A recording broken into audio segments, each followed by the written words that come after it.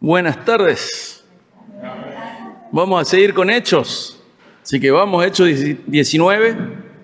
Hechos 19, 23 al 41 va a ser nuestro texto de hoy.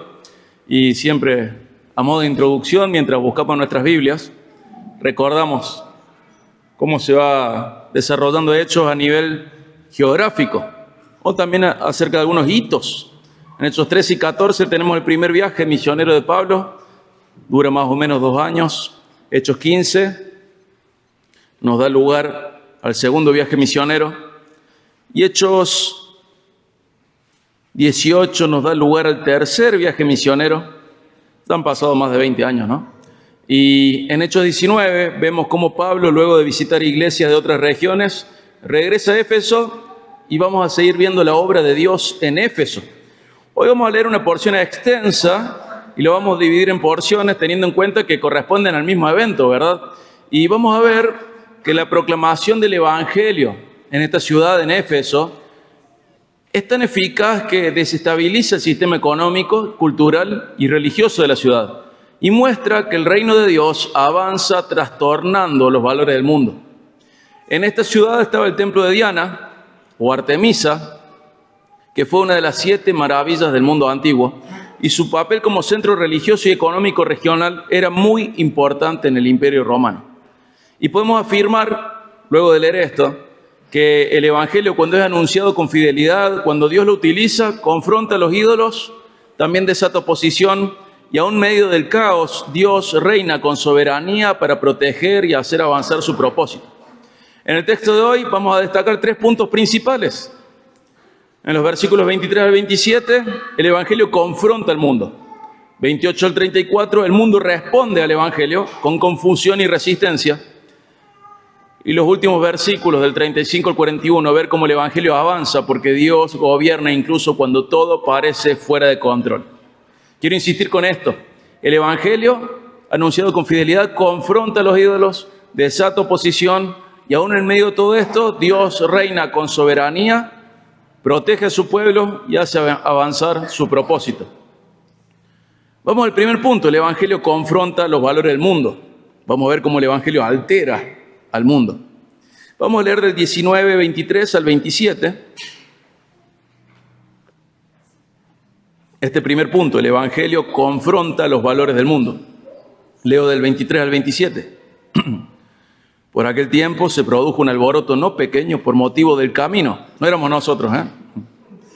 Por aquel tiempo se produjo un alboroto no pequeño por motivo del camino, porque cierto platero que se llamaba Demetrio, que labraba templecillos de plata de Diana y producía no pocas ganancias a los artífices, reunió a estos junto con los obreros de oficios semejantes y dijo: compañeros, ustedes saben que nuestra prosperidad depende de este comercio. Pueden ver y oír que no solo en Éfeso, sino en casi toda Asia, este Pablo ha persuadido a una gran cantidad de gente y la ha apartado, diciendo que los dioses hechos con las manos no son dioses verdaderos. Y no solo corremos el peligro de que nuestro oficio caiga en descrédito, sino también de que el templo de la gran diosa Diana se considere sin valor y que ella, a quien adora toda Asia y el mundo entero, sea despojada de su grandeza. Fíjate qué interesante, Demetrio. Medio que Demetrio es el jefe del sindicato. Y llama a los demás, dice: miren, este Pablo dice que los dioses hechos con las manos no son dioses verdaderos y nos está complicando la economía. Lo primero que señala, después dice: no, y además la ciudad y todo lo demás. Pero tenemos que tener en claro que la fe cristiana no es un complemento o una alternativa cultural, ni en Éfeso ni hoy. Esto es una amenaza radical. El Evangelio amenaza radicalmente a los valores del mundo.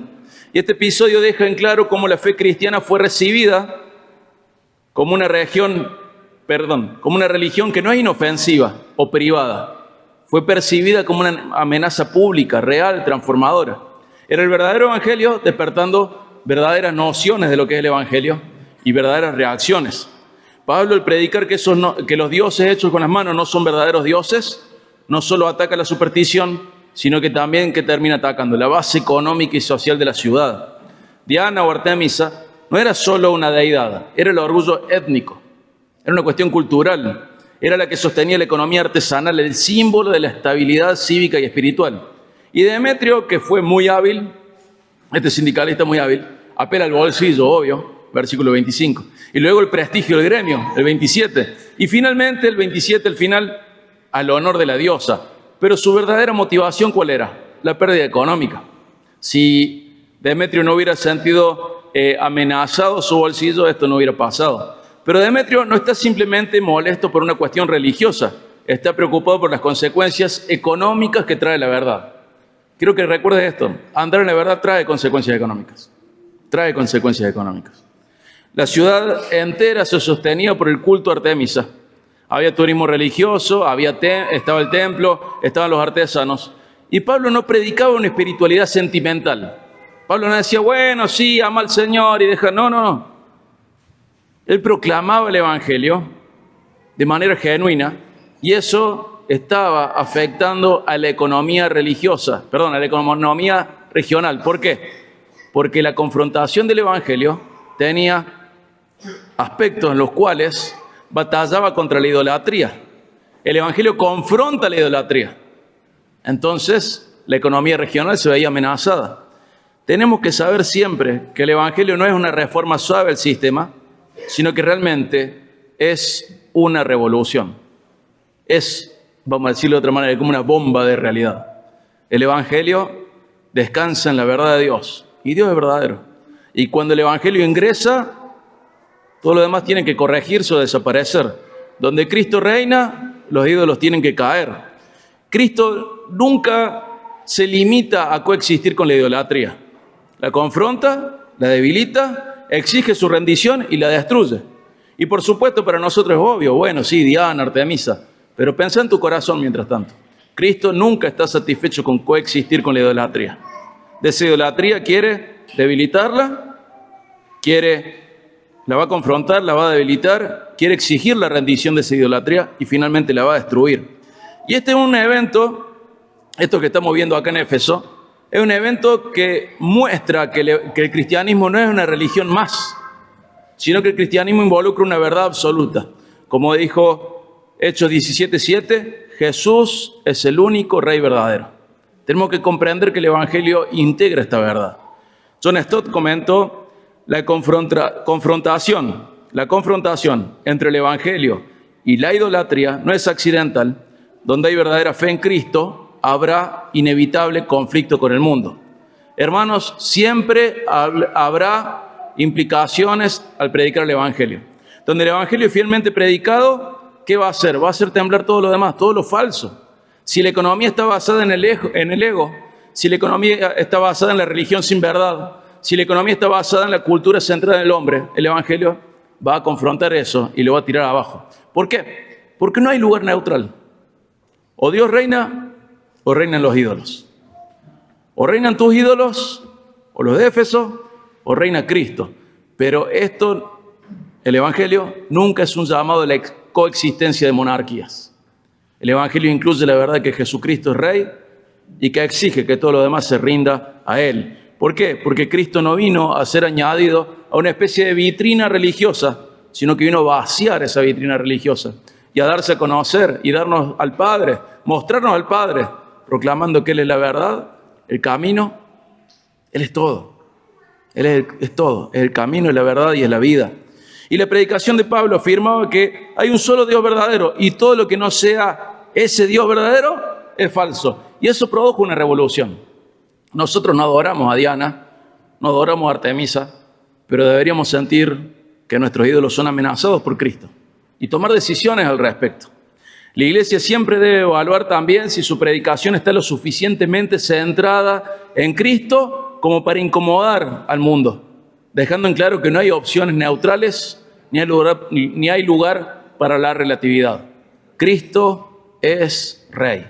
Esto es absoluto, no hay lugar a la neutralidad, no hay lugar al relativismo. Pablo luego le va a escribir a los tesalonicenses y dice que ellos se convirtieron de los ídolos a Dios para servir al Dios vivo y verdadero. Fíjense, hay una conversión, hay un antes y un después. Cuando Cristo llega, nos convierte y nos hace darle la espalda a los ídolos, transformándonos en siervos suyos. Fíjense esta imagen que nos presenta Pablo en primera de Tesalonicenses 1, 9 y 10. Dice, hay una transformación de los ídolos al servicio de Dios vivo y verdadero.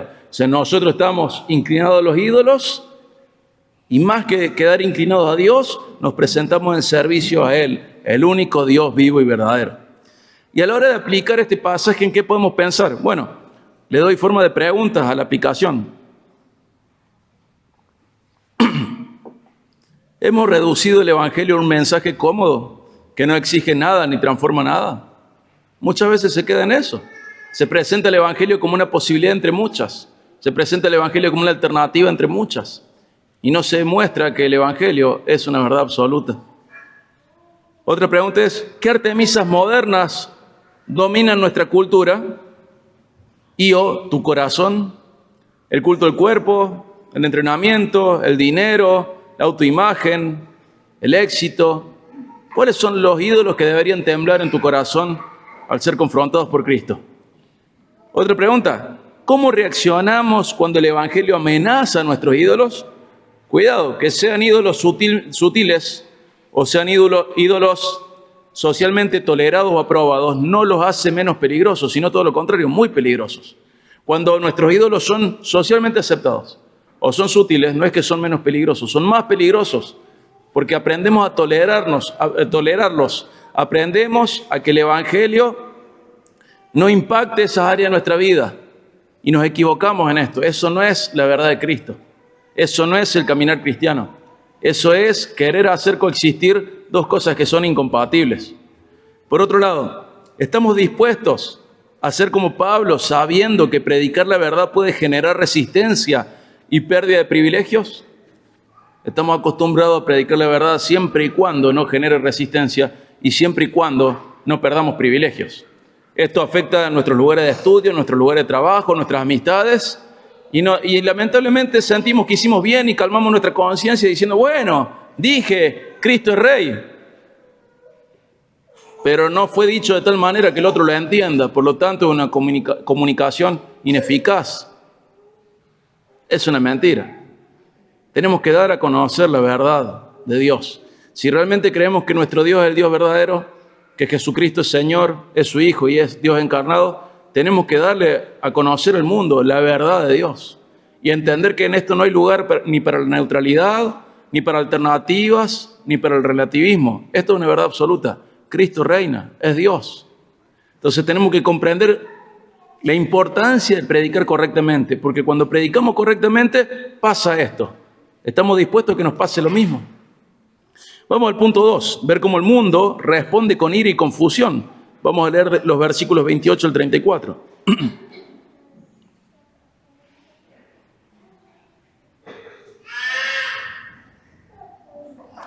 Dice, cuando oyeron esto, se llenaron de ira y comenzaron a gritar, grandes Diana de los Efesios. Fíjense, se llenaron de ira. El Evangelio te hace enojar. La ciudad se llenó de confusión, o sea que hay ira y confusión. Es la respuesta carnal al Evangelio. Ira y confusión. Seguramente alguno de ustedes conoce a algún amigo, pariente o alguna persona a la cual le ha predicado y generó estas cosas, ira y confusión. La ciudad se llenó de confusión y a una se precipitaron en el teatro, arrastrando consigo a Gayo y a Aristarco, los compañeros de viaje de Pablo, que eran de Macedonia. Cuando Pablo quiso ir a la multitud, los discípulos no se lo permitieron. También algunas de las autoridades de la provincia de Asia, que eran amigos de Pablo, le enviaron mensaje y repetidamente le rogaron que no se aventurara a presentarse en el teatro. Así que unos gritaban una cosa y otros otra, porque había confusión en la asamblea. Y la mayoría no sabía por qué razón se había reunido. Interesante, ¿no? Algunos de la multitud pensaron que se trataba de Alejandro, puesto que los judíos lo habían empujado hacia adelante. Entonces Alejandro, haciendo señal de silencio con la mano, quería hacer su defensa ante la asamblea. Pero cuando se dieron cuenta que era un judío, un clamor se levantó de todos ellos, gritando como por 2 horas, grande es Diana de los Efesios. Fíjense, esta furia, esta resistencia, esta confusión vienen frente a la confrontación con el Evangelio. Cuando la idolatría es confrontada, ¿con qué se responde? Con una pasión ciega, no con reflexión, no con ganas de aprender, no con apertura mental, sino todo lo contrario. El grito ese grande Diana de los Efesios se repite por 2 horas, pero luego de que Alejandro apareció. ¿Y qué demuestra? La necedad del pecado. El que quiere seguir en su idolatría no quiere argumentos, no quiere razonar, no quiere aprender, solamente quiere quedar igual, sin cambios y sin amenazas a su sistema cómodo. Y podemos ver esto más que como un fanatismo religioso, sino también como una adoración desesperada. ¿Por qué? Porque son corazones luchando por sostener el engaño espiritual en el cual ellos están. Quieren evitar pensar acerca de Dios. ¿Les pasó esto alguna vez? A mí sí. De hablarle a gente de Dios y en realidad bla, bla, bla, bla, bla, bla, así como un niño te responde lo otro, porque lo único que quiere es no ser confrontado con la verdad. No quiere ni siquiera pensar al respecto. Quiere que su corazón no se sienta incómodo. ¿Por qué? Porque el Evangelio exige que te rindas a Dios. El Evangelio exige arrepentimiento y fe. Y cuando la persona no quiere arrepentirse, cuando no quiere creer, va a hacer eso. Y es interesante recordar que el teatro el de Éfeso, algunos dicen que podía albergar 20.000 personas, otros dicen 25.000. La cosa es que era muy grande. Y esta multitud grita por 2 horas. ¿Por qué? Porque no tienen la verdad, no quieren la verdad, solo tienen pasión ciega y fanatismo. No hay argumentos, no hay razonamientos, sino que hay emociones desbordadas. Y fíjense que arrastran a los compañeros de viaje de Pablo al teatro, no por un juicio justo, sino como una expresión de furia pública. Y la cultura, acá hay algo muy interesante, se presenta la cultura de masa, algo en lo que caemos muchas veces, que es irracional. Aparece en filosofía, aparece en movimiento y un montón de gente arrastrada y dice ahí, ni siquiera sabían por qué gritaban, pero ellos gritaban. Ellos estaban como a modo de batalla, de pelea, de conflicto, en agresión, y ni siquiera sabían bien por qué. Pero tenemos que cuidarnos de estas expresiones públicas y populares de la necedad y de la rebeldía a Dios. Ahí el versículo 32 dice, la mayoría no sabía por qué razón se habían reunido. Y muchas veces pasa lo mismo en el mundo. Ni saben qué defienden ni por qué defienden. Y tampoco saben qué atacan ni por qué los atacan.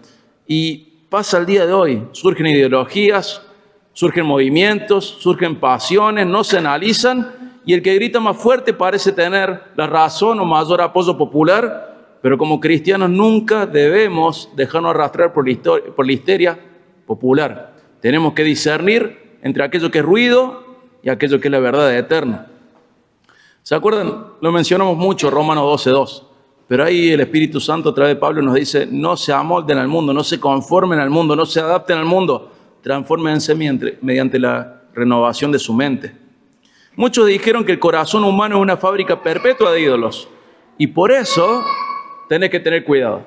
Estoy absolutamente seguro de que en tu hogar no hay un templo a Artemisa o a Diana, pero también estoy seguro que en tu corazón sí hay ídolos que deberían caer. Y el Evangelio exige eso.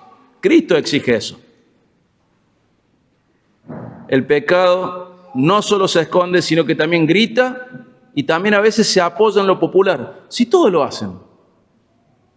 Todos están gritando, vamos a gritar. Todos están enojados, vamos a enojarnos. Todos están confundidos y bueno, vamos. Tenés que tener mucho cuidado con lo que la mayoría aprueba. Porque Jesús nos advirtió de un camino que iba a la perdición. ¿Cómo era ese camino? Popular, ancho. A veces vemos el dibujito, ¿no? Como que es una ruta ancha y el otro es un sendero angosto. Pero la idea no es cuánto mide, si es sendero, autovía, ruta, autovía o autopista. La idea es cuán popular es la idea o no. El evangelio verdadero está ligado a un camino angosto. En cambio, las mentiras de todo tipo están ligadas a un camino ancho. Si todo el mundo lo hace, si todo el mundo lo hace así, lo cree así, tenemos que tener cuidado y escuchar la advertencia de Jesús en Mateo 7, 13 al 14. Ese camino ancho va a la perdición. Hermanos, tenemos que recordar que la sociedad no es neutral. Cuando el evangelio llega, el verdadero evangelio llega, despierta oposición religiosa, política, incluso legal. Pero la confrontación del evangelio no solo sacude los sistemas externos de idolatría, sino que realmente expone que hay en el corazón humano.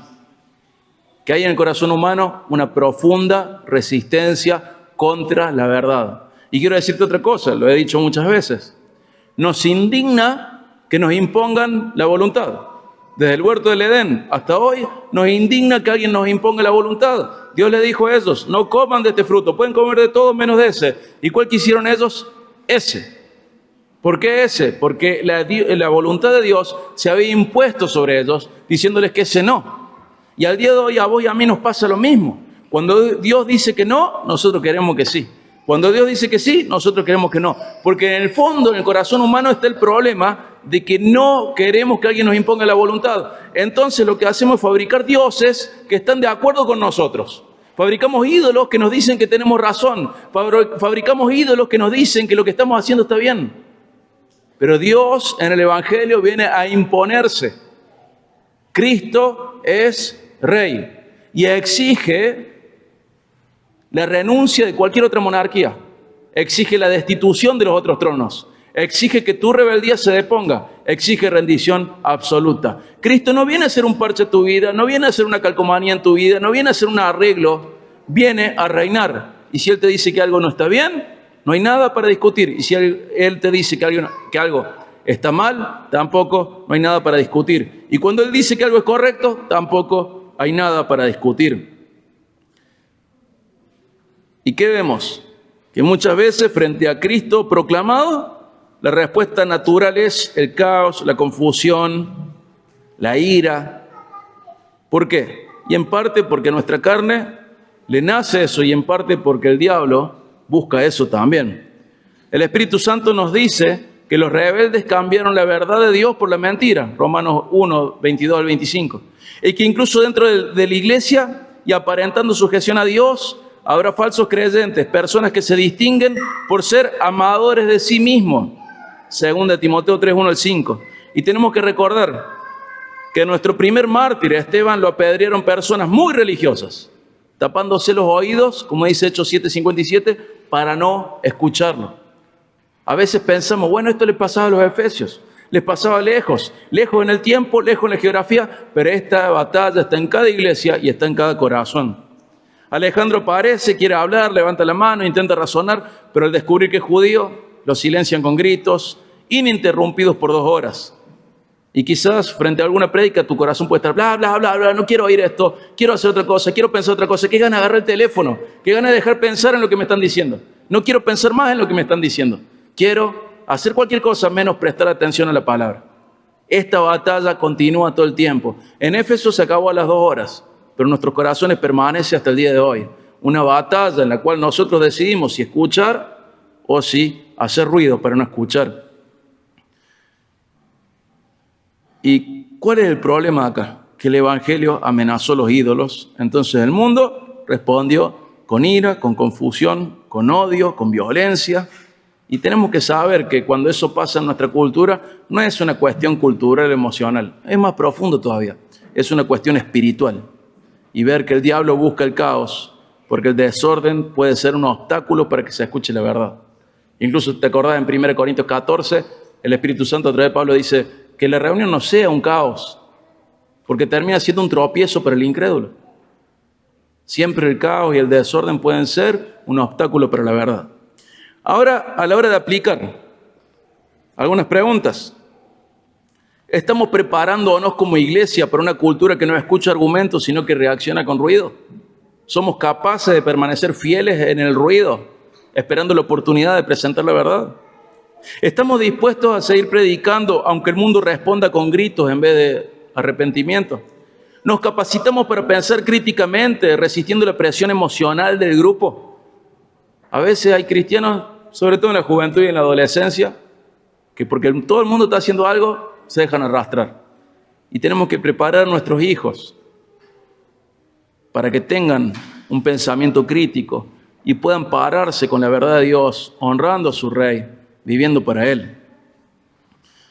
Y siendo el punto 3, quiero conectarlo de esta manera. El mundo no quiere que le hablen. El mundo quiere seguir gritando, seguir pensando que tiene razón, pero Dios no necesita el silencio para obrar. Y aún en medio del caos, su trono sigue en pie, Él sigue gobernando. Y ese es el punto 3. Dios gobierna incluso cuando todo parece fuera de control. Fíjate los versículos 35 al 41.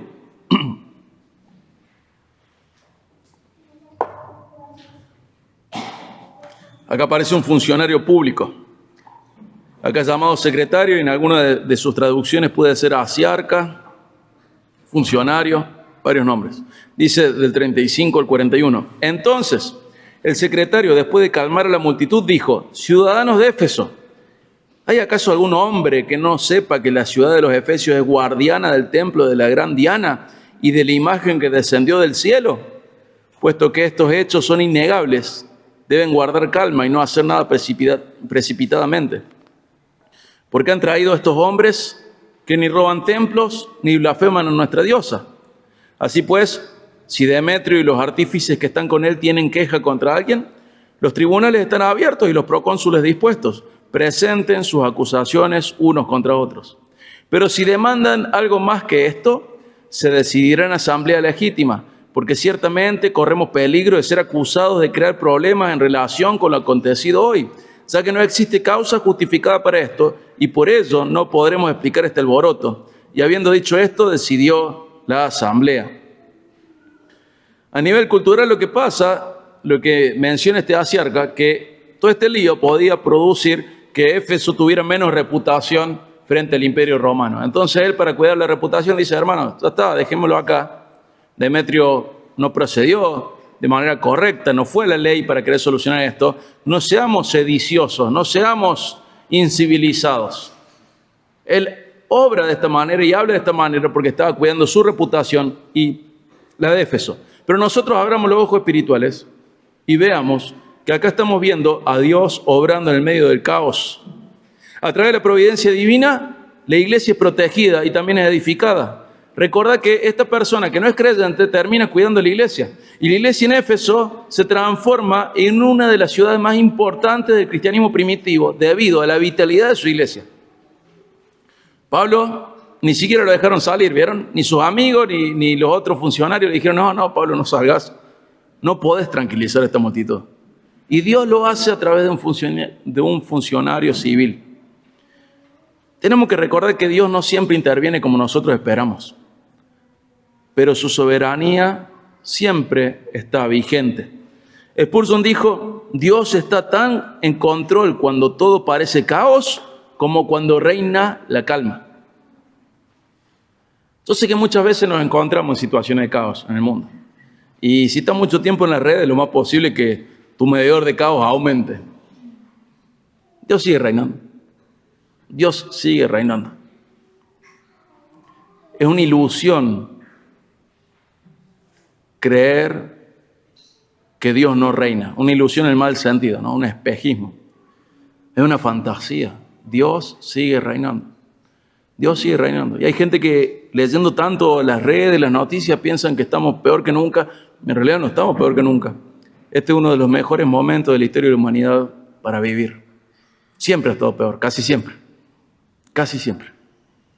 Y ver que Dios sigue reinando y que en su gracia común, en nuestros tiempos, disfrutamos de muchas bondades.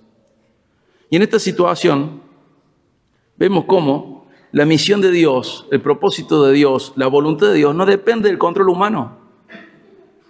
Vemos cómo Dios vuelca el corazón de estas autoridades civiles para proteger a la iglesia, para calmar a la multitud. Vemos cómo alguien incrédulo del Evangelio se convierte en un defensor del Evangelio. Y cuando parecía que todo estaba fuera de control, que la multitud estaba fuera de control, que la violencia se iba a desatar, que los cristianos podrían haber sido acá martirizados, que el Evangelio iba a ser silenciado, al revés. Dios obró a través de esta persona, silenciosamente, providencialmente, soberanamente, Dios obró. Y la iglesia siempre puede descansar sabiendo que nada se escapa de la mano de Dios. Salomón en el Proverbio 21:1 dice que Dios inclina el corazón de los reyes para donde Él quiere. ¿Por qué vas a tener miedo? Tenés miedo si estás en pecado, si no, anda tranquilo. No tengas miedo. Dios obra siempre, incluso a través de medios inesperados. Y esta vez lo hizo a través de un funcionario civil que era incrédulo y calmó a la multitud. Y este hombre ni siquiera era neutral. ¿Se dieron cuenta de lo que dice? Públicamente reconoce la grandeza de Diana y defiende su reputación. Todo el versículo 35 habla de eso. Pero sin embargo, a pesar de esto, Dios usa a esta persona para proteger a su iglesia. Dios puede usar incluso la ignorancia la incredulidad, el paganismo, los malentendidos, a personas no regeneradas para cumplir sus propósitos. Porque Dios es quien realmente está en control. Él es el único verdaderamente soberano. Los demás no. Él es el soberano. Y este secretario no solo apela a la razón, sino también al sistema legal. ¿Vieron? Dice en el 38, los tribunales están abiertos. Incluso, aunque el sistema legal romano era pagano, fue un instrumento que Dios usó para preservar a su pueblo. Y como en el caso de Daniel con los reyes persas, o de Pablo más adelante en Hechos 25, pelando al César, Dios obra incluso a través de las instituciones seculares. ¿Por qué les tenés miedo? Dios reina. Dios reina. Esto debería cambiar tu perspectiva y tu entendimiento de lo que tenés en el día a día. Necesitamos asimilar que la soberanía de Dios pone límites al mal. Tenemos que aprender a vivir con esa realidad. Este secretario advierte el peligro de una acusación formal ante Roma. Y el temor a la represalia de Roma termina disolviendo la protesta. Pero en el fondo, ¿qué pasa? Dios puso límites a la maldad. Dijo, hasta acá, hasta acá. Y la iglesia no fue tocada. Si vemos en Corintios, Pablo va a hablar de esta situación y dice, estuve entre animales, entre fieras salvajes trabajando. Y está probablemente hablando de esto. También dice, me voy a quedar en Éfeso porque se ha abierto, a pesar de tanta oposición, se ha abierto una gran puerta. ¿De qué está hablando? Fíjense que a partir de acá, la iglesia de Éfeso es edificada en paz. Nadie la puede tocar. Pero hace 2 minutos estaban todos gritando. Los querían destrozar a los cristianos. Los amigos de Pablo le dicen, Pablo, no vayas porque te van a matar. Ya te apedrearon en Listra, ya te torturaron en otro lado, tienen 1.000.000 de tortura, Pablo. Y acá le dicen, no, para. Acá sí que no te asomes. Son 20.000 a 25.000 personas. No te asomes. ¿Pero qué va a pasar con la iglesia? Yo la tengo que defender. Y Dios la defiende a través de un funcionario civil bajo el Imperio Romano. Tenemos que aprender. Hermano, tenés que aprender. Tengo que aprender. Tenés que aprender. Tenemos que aprender. Que Dios no solo permite el conflicto, Dios también le pone límite. Tenemos que aprender a confiar en Dios más allá de los conflictos. Y esta tormenta no se calma porque Pablo habla, sino porque Dios soberanamente decreta que ya fue suficiente caos e ira. Y se apacigua. ¿Les suena esta historia? Esto de apaciguar el caos y la ira.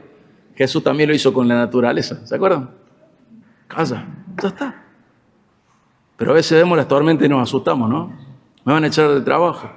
Este amigo no me va a hablar más. Confía en Dios. Y en todo este episodio, fíjense que Dios no es mencionado ni una sola vez directamente. ¿Se dieron cuenta? Sin embargo, Él es el protagonista invisible de toda esta historia. ¿Y a qué nos puede hacer acordar? Bueno, hay un libro en donde Dios no es mencionado ni una sola vez y está en la Biblia, el libro de Esther, donde el nombre de Dios no aparece directamente, pero su providencia está en cada línea. ¿Y vos crees que ese libro está para que recordemos solamente la historia de Esther y Mardoqueo? Pues como dice Romanos 15:4, que es para que vos aprendas y edifiques tu fe y seas consolado. Dios reina. Dios reina siempre. Me gusta mucho una frase de Spurgeon que decía, cuando no puedes ver la mano de Dios, confía en su corazón. Cuando no puedes ver la mano de Dios, confía en su corazón. Y recuerdo ahora una frase de Corrie ten Boom que dice, cuando nosotros vamos en tren y entramos a un túnel y todo se pone oscuro y no podemos ver nada, nos saltamos del tren desesperados, confiamos en el ingeniero. Bueno, confiemos en Dios. Los túneles se acaban, la tormenta se silencia, Dios sigue en su trono. Vamos a pensar en la aplicación de este tercer punto. ¿Podemos confiar en Dios incluso cuando no podemos actuar ni defendernos? Cuesta, ¿eh? Cuesta. Pero muchas veces no te toca a vos defenderte. Toca reconocer el reinado de Dios. ¿Qué haces cuando no podés hacer nada? Muchas veces también nos quedamos en situaciones en las cuales somos absolutamente incapaces de hacer algo. Pero eso se aplica a nosotros, no a Dios. Es tu Padre, te ama. Confía en Él. ¿Ves la mano de Dios incluso cuando no se menciona su nombre? ¿Oras con fe sabiendo que el gobierno de Dios no depende de las circunstancias ni de nuestras fuerzas? ¿Sabés descansar en Dios cuando finalmente comprendes que no tenés el control? Esa sí que es una ilusión, la ilusión del control. No tenés el control. Es una ilusión, es una mentira, es una fantasía. No estás al control, no sos soberano. No podés hacer nada de lo que crees que podés hacer. Todo tiene tantas variables y un factor de error y un margen de error tan grande que todo se puede descontrolar muy rápidamente en tu vida. Pero el que está al control sigue cuidándote. No estás tan al control, no te desesperes. En realidad no controlas nada. Confía en Dios. Cuando no puedas ver la mano de Dios, confía en su corazón. Las cosas no se dan como a nosotros nos gustaría. En el lugar de Pablo hubiéramos dicho, no querríamos que se arme tanto lío. Que sea más fácil. Pero tuvo que aguantar más de 2 horas de tensión con el riesgo de que lo asesinen o por lo menos lo torturen. De nuestros hermanos de la iglesia de Éfeso también. Imagínate si te desesperas ahí. ¿Qué va a pasar con la iglesia? Está todo el pueblo en contra nuestra. Hemos desafiado su religión, su cultura, su economía. ¿Qué va a pasar con la iglesia? ¿Qué va a pasar con los cristianos? Acá se muere todo, acá se acaba todo. Este es el fin, muchachos. Este es el fin. Y Dios sigue en su trono, reinando. Y usa un funcionario pagano para callar a la multitud y dejar que la iglesia se desarrolle en paz en los años que siguen. ¿Y vos crees que no puede obrar en tu vida? ¿Vos crees que no puede obrar? ¿Le tenés miedo al mundo? Hay gente que se desespera por lo que ve en el mundo. Es muy loco porque pasa más tiempo viendo el mundo que viendo a Dios. Y termina siendo esa ilusión de niños, ¿se acuerdan? Mirá, puedo tapar el sol. Porque tengo más cerca el dedo que el sol. Pero el sol es más grande, ¿o no? ¿Cuántas veces ve al mundo y ese dedo? Dice, ¡ay, qué va a hacer el Señor! Tengo que controlar todo. ¿Qué voy a hacer con mis hijos? ¿Qué voy a hacer con mi esposa? ¿Qué voy a hacer con mi trabajo? Me desespero, me vuelvo loco. Señor, ¿dónde estás? En todos lados, en todo, Él está el control. Él está el control. No le tengas miedo al mundo. Confíen, yo he vencido el mundo. Exactamente eso dijo Jesús. Y en nuestra falta de confianza en Dios, nos desesperamos por el mundo. Y al mismo tiempo el mundo nunca ha estado tan llevadero como hoy. Nunca. Estamos en uno de los mejores momentos de la humanidad, gracias a Dios. Nos tocó la parte más fácil de la historia. Hermoso el tiempo en el que vivimos. Y hay gente desesperada por el mundo. ¿Qué te pasa? Tenés el dedo muy cerca. Se te hace muy chiquito el sol, pero el sol sigue ahí. Y es enorme, y tu dedo es chiquitito. El mundo es chiquitito. Dios es enorme. Confíen, dice Jesús, yo he vencido el mundo. Confíen, yo he vencido el mundo.